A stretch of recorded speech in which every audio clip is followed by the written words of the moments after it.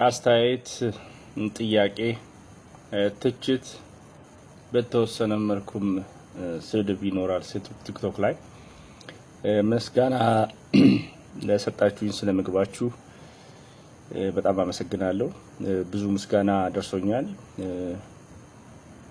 ያው በልምድ ነው ምግብ የምንበላውና በሳይንስ ያለውን ነገር ብዙም አናውቀውምና እየሰጠህን ላለ ነገር እናመሰግናለን የሚል በኢንቦክስም በኮሜንትም በቪውም በፎሎወርም ላረጋችሁ በጣም አመሰግናለሁ። ስለዚህ ጥሩ አስተያየት ስለሰጣችሁኝ እግዚአብሔር ይባርክ። ለምትሰጠን መረጃ እናመሰግናላችሁኝ። በጣም ምስጋናዬን ለማቅረብ እፈልጋለሁ። ዛሬ የመጣሁት ስለ ምግቡ መጠየቅ የምትፈልጉት ነገር ካለ ብዬ ነበር። ከሱ ጋር ተያይዞ በምሰራቸው ኮንቴንቶች ላይ ብዙ ጥያቄዎች ናቸው የሚደርሱኝና ይቅርታ እንግዲህ ካለኝ የስራ ጸባይ አንጻር ያንዳንዱን ዳይሬክትሊ በኢንቦክስም ወይም በኮሜንት ላይ ዋን ቱ ዋን አንድ በአንድ መስጠት መልስ ስለማይቻል ቪዲዮ ልስራበት ብዬ ነው የመጣሁት። ከዛ ውጪ በተወሰነ መልኩ ደግሞ እኔ እንደነገርኳችሁ ዶክተር አሸግሬ ይባላለሁ። ከ20 ዓመት በላይ በምግብና ስነ ምግብ ብዙ ጥናት አድርጌያለሁ፣ ተመራምሬያለሁ፣ አስተምራለሁ፣ ልምዱ አለኝ። ስለዚህ እዚህ ማቅረባቸው ነገሮችን ባህላዊ ነገሮችን ለማናናቅ ሳይሆን በሳይንስ እንድደግፋቸው ነው። ግን አንዳንድ ሰው ያው ተነካብን የሚል አለና ትችቶችም ይደርሱኛል።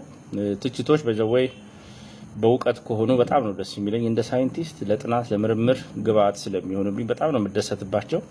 ለዛም አመሰግናቸዋለሁ። የኛ ሳይንስ አንድ ሳይንቲስት ወይም ሳይንስ ሰው ምንድነው ሲባል ከምልከታ ኦብዘርቭ ያደርጋል አካባቢውን። ያ ነገር ለምን እንደሚከሰት ያያል፣ ፓተርኑን ያይና ትሬንድ ሲሆን ሲደጋገም ለዚህ ምክንያትማ የሆነ ምክንያት ይኖረውና በአሉባልታና በወሬ ከመሆኑ ይልቅ በላጥናውና በሳይንስ ሰርቼ ተመራምሬ ውጤት ላምጣበት ብሎ ወደ ላቦራቶሪ ወደ ህብረተሰቡ በመግባት የሚሰራ ስራ ስለሆነ የምትሰጡት ነገር እንዳለ የሪሰርች ግብአት የሚሆኑት ነውና ከህብረተሰብ ነው የሚመጡት። ከህብረተሰብ ነው ሳይንስ የተሻሻለውና ለሱ በጣም አመስገን እፈልጋለሁ።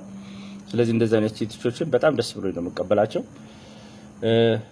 ትንሽ ቢስተካከል ብዬ ማሰበው ትችት ግን ሳይንስን መሰረት ያደረገና ከኢንተርኔት የተቀዳ ቁንጽል የሆነ እውቀት ይዞ መተቸት ተገቢ አይደለም ብዬ ነው ማስበው። ከትችትም አልፎ አንዳንዴ የምትለውን አጣቅም እንደዚያ አያረግም ዝም በል እባክህ የሚል አለ። ከዛ ውጪ ደግሞ አልፎ ከሞያ ውጪ በሆኑ ነገሮች ላይ የራስ ሰውነት ቦርጭ መልክ አላቅህም ይሄ ቢጠቅም አይመስለኝምና በዛ መልኩ ደግሞ ያለው ቢስተካከል ብዬ አስባለሁ። ከዛ ያለፉት ግን ስድብና እንትን ካለፈ ደግሞ ወይ ዲሊት ወይ ብሎክ ማድረግ ይቻላልና በቻላችሁት አቅም ለመማሪያ እንድናረገው ለማድረግ ነው። ስለዚህ ወደ መልካሙ ነገርና ወደ ጥሩ ነገር በማዞር እዚህ ጋር ኮምፒውተር ላይ ይታየኛል።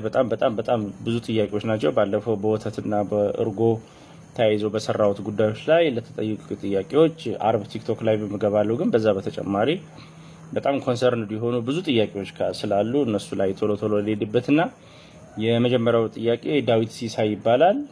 ብዙ የኒውትሪሽን አማካሪዎች የግሪክ ዮገርት የሚባል በተለይ ለስኳር በሽተኞች ይመክራሉና ምክንያቱ ምንድነው ነው የሚለኝ።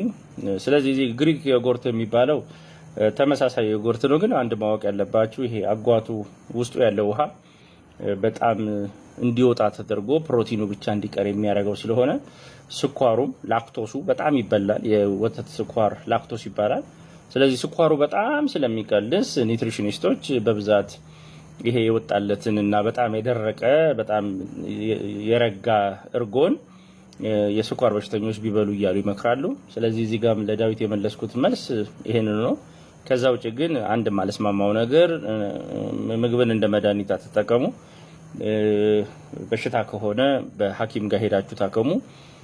ኒውትሪሽኒስት ወይም ስለ ምግብ ባለሙያዎች እኛ በብዛት ማገዝ የምንችለው በሽታው ከመከሰቱ በፊት ለመከላከል ነው። በሽታ ከተከሰተ ግን ሜዲካል ዶክተር ጋር አንዳንድ ሰው ዶክተር ነኝ ስላቸው ግራም ይገባቸዋል። ያው እንግዲህ በአጠራር ሆኖ ነው። 3ኛ ዲግሪ ነኝ ያለኝ በዲግሪ በመጀመሪያ ዲግሪ ኬሚስትሪ ያለኝ፣ 2ኛና 3ኛ ዲግሪ በምግብ ሳይንስ እና ኒውትሪሽን አለኝ።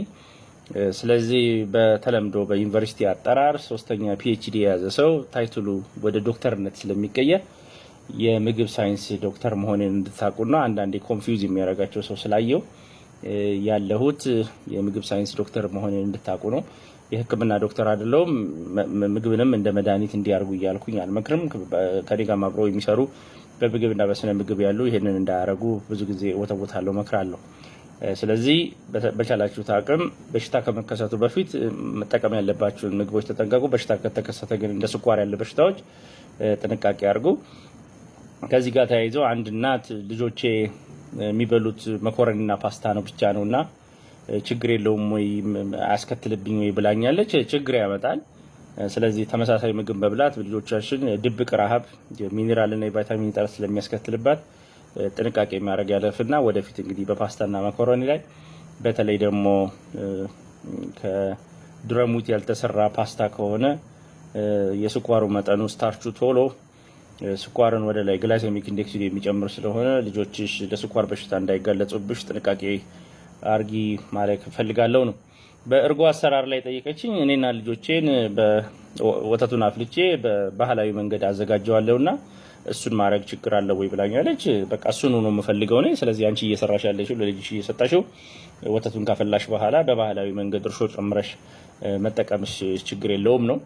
አራተኛው ጥያቄ ስሙ ፖዚቲቭ ቫይብስ የሚል ለልጆቼ ወተት መስጠት በተለይ ፋት ሪዲዩስድ የሆነ ቅባቱ በጣም የቀነሰ መስጠት የአይረን ዴፊሽንሲ ወይም የአይረን የብረት እጥረት ያስከትለባቸዋልና ምን ላርግ? እውነት ይሄ ፓስቸራይዝድ የሆነውና ቅቤ የወጣለትን ለልጆቼ ወተት መስጠት አይረን ያስከትላል ወይ ነው? ተገቢ ነው። ስለዚህ ወተት አንዱ ብዙዎቻችን ሙሉ ምግብ ነው ብለን እናስባለን፣ ግን አንዱ የሌለው ነገር በውስጡ ብረት ነው፣ አይረን የለውም እና ልጆችሽ ለአይረን ዴፊሽንሲ ሊጋለጡ ስለሚችሉ በቻልሽው አቅም በሌሎች ምግብ ጋር ለመደጎም ሞክሪ። ለህፃናት እድሜያቸው ከ1 ዓመት በታች ሆነ በምንም አይመከርም የላም ወተት እንዳትሰጪ። በተወሰነ መልኩ የግመል ወተት የብረት መጠኑ ከፍ ያለ ቢሆንም አንድ ምግብ ላይ ብቻ መሆን የለበትም። ለዛ ነው የህፃናት ፎርሙላ ላይ ትኩረት የምናደርገው በሰው ሰራሽ መልኩ ተደርጎ ስለሚኖር ነው።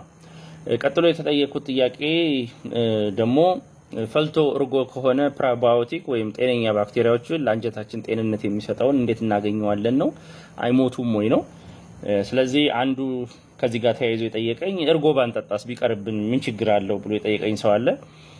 ስለዚህ እርጎ የምንጠጣበት ምክንያት አንዱ ለአንጀታችን ፕሮባዮቲክ ያለችው በሳይንሱ አንጀትን የሚያለሰልስ እንለዋለን ለአማርኛ ቀለል ለማድረግ።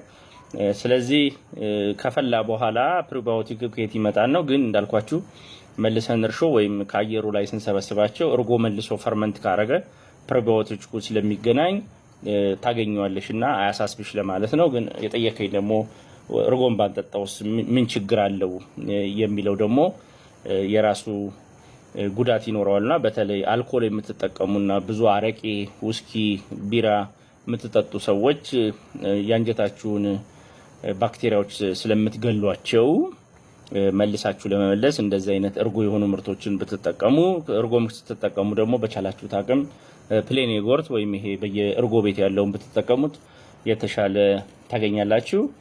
አንድ የሰማሁት ስብሐት ገብረ እግዚአብሔር ጠዋት ተነስቶ እርጎ ሲጠጣ ጓደኛው ያገኘውና ምን እያረክ ነው ሲሉት፣ አይ ማታ አረቄ ጠጥቼ ስለነበረ ማታ የገደልኳቸውን ባክቴሪያዎች ወይም ጠቃሚ አንጀቴን ያለሰልሱ የነበረ በአረቄ ስለገደልኳቸው በእርጎ እየመለስኳቸው ነው ብሎ ያለው አስታውሳለሁና ይሄንን እንድታረጉ እላለሁ። ከዛ ውጭ እንግዲህ በጣም የተሰጠኝ አስተያየት ቪዲዮ በጣም ይረዝማል ነው። በቻልኩት አቅም እንግዲህ ኦነስትሊ ወደዚህ ፕላትፎርም ስለመጥ ለማስተማር ነው እንጂ ትሬንድ ለመሆን ለላይክ ለሼር ለቪው አልመጣውም። ግን ላይክ ሼሩ ቪው የሚያመጣው ጥቅም አለ። ማቃውን ሳይንስ ወይም ህብረተሰቡ ራሱን እንዲጠብቅ እና እንዳይጎዳ የምናረግበትን መንገድ ለህብረተሰቡ መድረሱ ደግሞ ሰው ወደሚፈልገው ማድረግ ይችላል። በቻልኩት አቅም 10 ደቂቃ ነው ለማድረግ እየሞከርኩት ያለው ጠቃሚ ነገር ስለሆነ በቻላችሁት አቅም ታግሳችሁ ለመስማት ሞክሩ። በኋላ ከበሽታ ከተለያየ ነገር ጋር ከምትወድቁ እንደዚህ አይነት መረጃዎች ላይ ትኩረት እንድታረጉ ለማለት እላለሁ። ግን አይ ኖ አንደርስታንድ የቲክቶክ ትሬንድ በጣም አጫጭር ነገሮች ይኖራሉ። ሜቢ እንግዲህ ወደፊት ከረጅሙ ቪዲዮ ላይ አጭር ትሬንዶችን ደግሞ እያወጣሁ ማርኬቱ እንደሚፈልገው ግን እሱን ለማድረግ ኦነስትሊ ሰዓቱና ጊዜው የለኝም።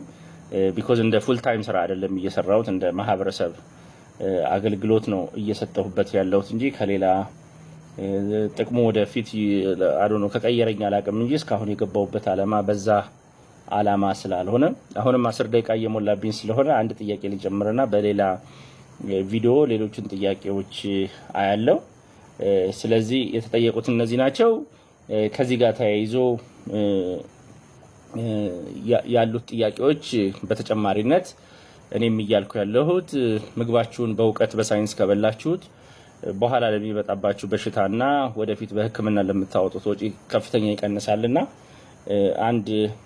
አንድ ቲክቶክ ላይ አንዱ ሲያስተምር ያየሁት እውቀት ያለውና ትምህርት ያለው ሰው ከሌለው ሰው ወይም ግንዛቤ ከሌለው ሰው እድሜው ከ7 እስከ 10 ዓመት ይጨምራል ነውና እኔም እዚህ እየሰራሁት ስራ ያለሁት በቻለኩት አቅም በብዛት ያየሁት ከመኪና አደጋ ወይም ከሌሎች በሽታዎች ግድያ በላይ ምግባችን ሰዎችን እየጨረሰብን ስለሆነ እዚህ ላይ አስተምሬ በትክክል ከሰማችሁ በእኔ ትምህርትም ይሁን በሌሎች ባለሙያዎች ትምህርት በእድሜያችሁ ላይ 10 ዓመት መጨመርን ትችላላችሁና በኋላ ከመማቀቅ ትድናላችሁና እንደዚህ አይነት ትምህርት የሚሰጡት ላይ ትኩረት አድርጋችሁ እንድትሰጡ ለማለት መልካባለው። ደቂቃው እየሄደብኝ ስለሆነ በሌላ ጥያቄዎች ደግሞ ከሰው የመጡትን ተመልሼ እመጣለሁ። አመሰግናለሁ።